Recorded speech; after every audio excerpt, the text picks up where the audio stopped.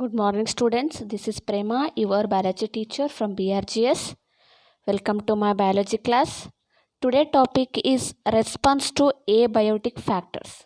Response to abiotic factors. We already know about abiotic factors, that is non-living things which support to the living things, that we call it as abiotic factors. Examples: sunlight, temperature, pressure, so many things are there. Let's move on to first slide, that is response to abiotic factors. In this lesson we can know about the how the species or individuals responds to this abiotic factors, and these factors depends upon the environment of the plants and animals. Okay, many species would have evolved at the relatively constant internal temperature or internal environment that allows all the biochemical reactions. We know that all animals and plants, they have their own environmental reactions, internal environmental reactions, to proceed with maximum efficiency. For that particular temperature, they perform very well activity. Okay, particular temperature, they have maximum efficiency. Their constant internal environment could be in terms of optional temperature. They can be increase their temperature or decrease their temperature depending upon the environmental factors. Okay, osmotic concentration of the body fluids, it will change the fluids also. They can changes in their temperature also.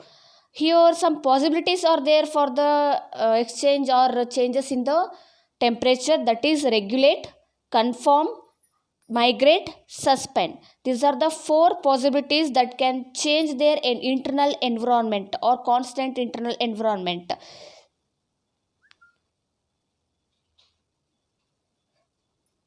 See here in this picture we can see the graph that shows the how the external environment changes the internal environment of regulators, conforms, and also in partial regulators.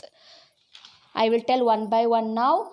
In the first case, that is in the case of conforms, the internal environment increases with internal temperature also. Here in the first case, that is in the case of conforms, internal environment changes with their external environmental factors. Always it is proportional. Okay, in the second case, that is in the case of regulators, always maintains constant body temperature. There is no changes in the internal environment, that is the regulators. In the case of partial regulators, at a certain temperature, at a certain time, it will increases their body temperature. After that it maintains the constant temperature due to the lack of activity, that maintains the constant internal environment. This is about the organism response to the abiotic factors.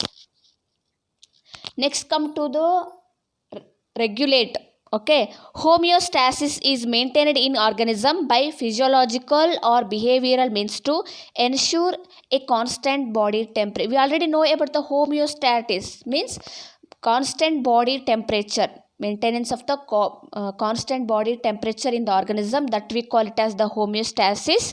Okay, it is directly depend upon the temperature, that we call it as thermoregulation. Okay, osmotic concentration also depends upon the homeostasis. That means here also body temperature also directly proportional to the maintenance of the physiological and also behavioral mechanism. Okay, example we are taking here humans maintains a constant body temperature of 37 degrees centigrade in summer. When outside the temperature is more than our body temperature, we sweat abundantly. Yes or no? We are always proportional to the outer environment. It will increases also. We can it will changes our body activity also. The resulting evaporative cooling similar to what happens with a desert cooler in operation. Bring down the body temperature in winter when the temperature is much lower than 30 degree or in the 37 degree also. Our body tries to raise body heat by shivering of the muscles. body also try to get the more activity by applying different temperature also, but we can't maintain that much of temperature. Plants do not have such mechanism, but in the case of animals, plants they don't have the mechanism like human body to maintain internal temperature. That is the difference between the plants and also human beings. Next come to second case, that is in the conform. A constant internal temperature cannot be maintained by most of the plants. Okay, here the maintenance of the constant temperature, it is not possible in the plants.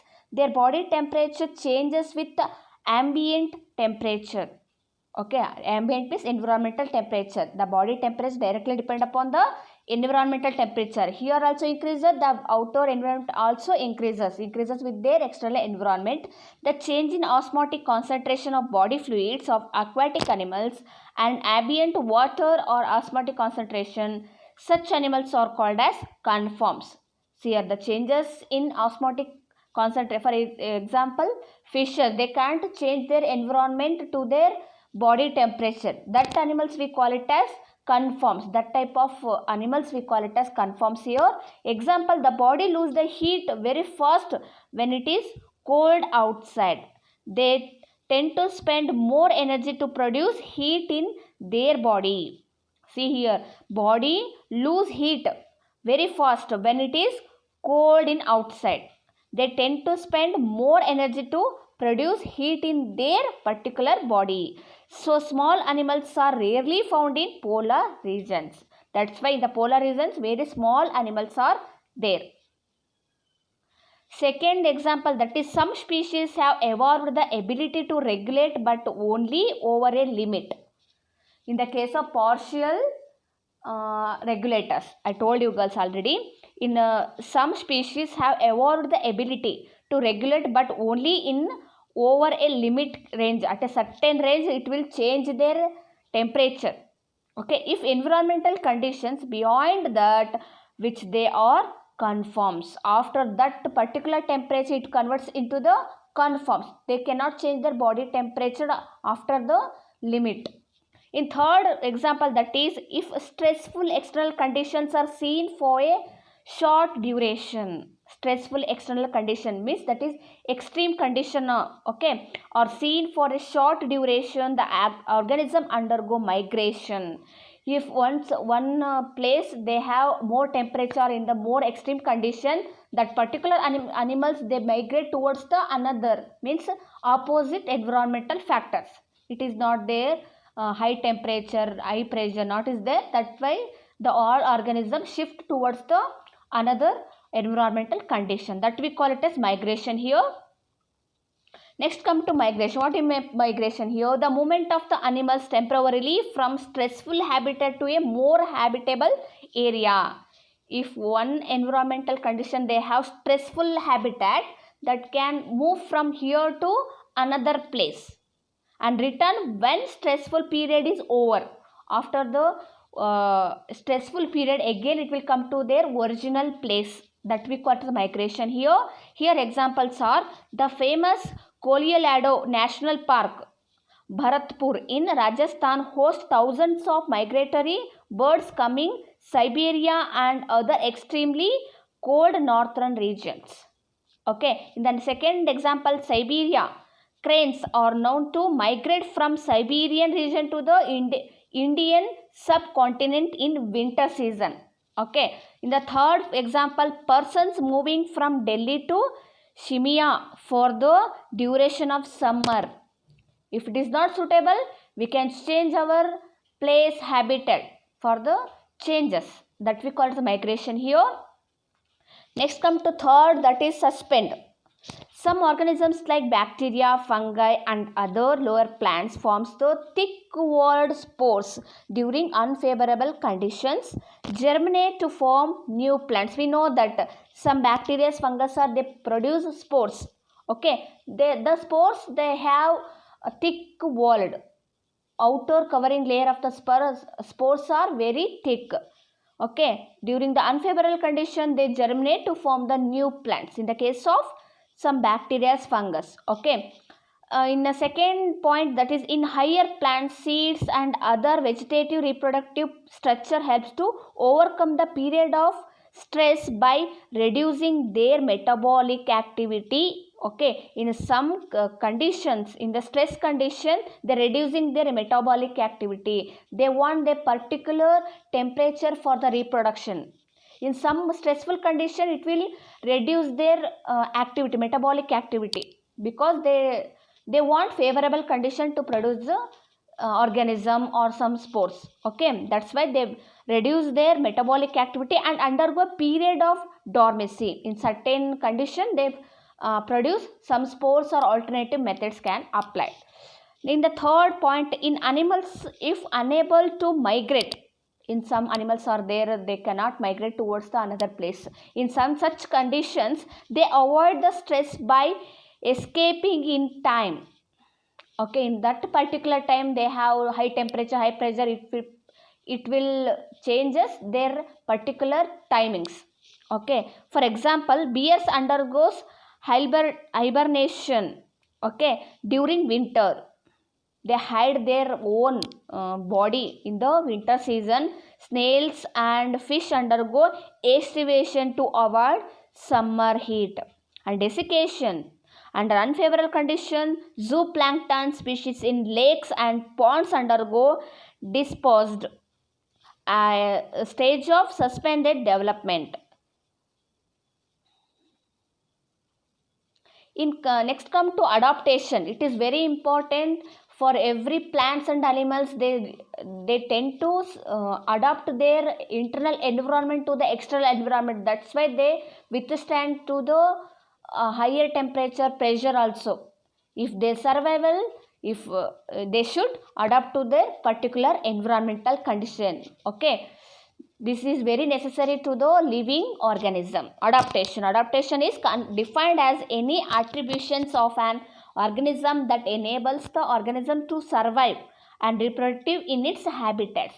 Okay, adaptation in kangaroo rates in North American desert. How it will adapt to their desert area? See here, first point, in the absence of external water, the kangaroo rat in North American deserts are capable of meeting all its water, otherwise they can't live. Requirements through its internal fat oxidation, in which water is a byproduct. See here, some adaptations in kangaroo. Next, second point, also it can concentrate its urine to a minimal volume of water as excretory product. For excretion of urine also they have adaptation.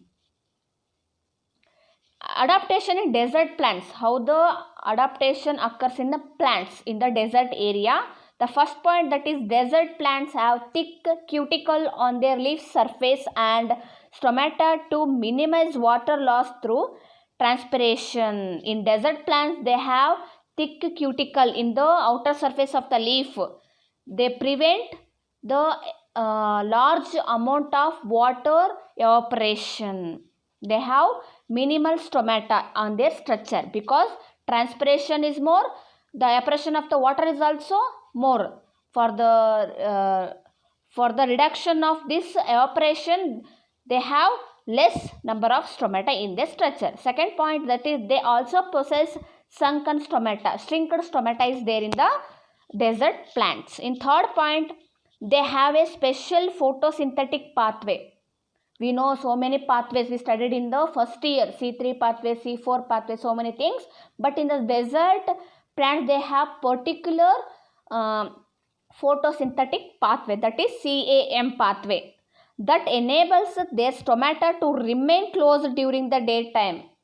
If they open during the daytime, the evaporation of the water is more. That's why the photosynthetic pathway in the desert plant is different from the normal plants, because during the daytime it always closed. Stomata is there in the desert plants. Fourth point, in Opuntia, the leaves are reduced to spines because the transpiration remains less. Okay, in the Opuntia, the leaves are reduced to spines and the photosynthetic functions are taken over by the flattened stem. Adaptations in mammals in our conditions. See here, mammals living in colder climates have shorter ears.